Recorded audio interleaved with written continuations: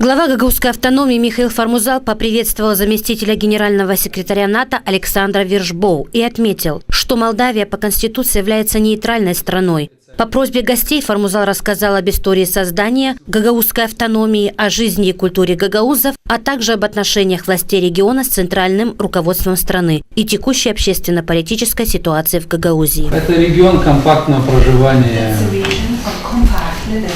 уникального народа, малого по численности, который насчитывает на этой территории 160 тысяч человек, говорит на тюркской группе языков, но при этом является православным народом. Более 200 лет мы живем на этих землях.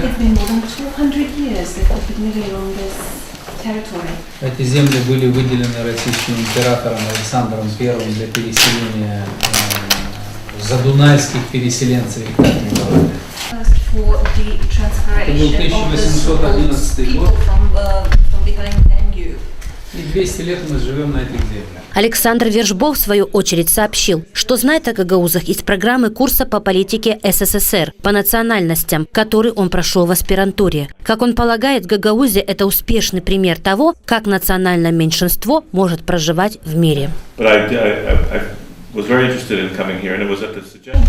интересно находиться здесь, и я это делаю, я посещаю вас, в принципе, по предложению госпожи министра иностранных дел, она сделала это предложение в феврале, когда находилась в Брюсселе. И я думаю, что ваша автономия – это хороший пример того, как народ с детьми может соблюдать свою идентичность и физические формы, и в то же время комфортно проживать в рамках государства Республика Молдова. В ходе визита в Камрад заместитель генерального секретаря НАТО также провел встречу со студентами Камрадского государственного университета. Все встречи проходили за закрытыми дверями без присутствия СМИ.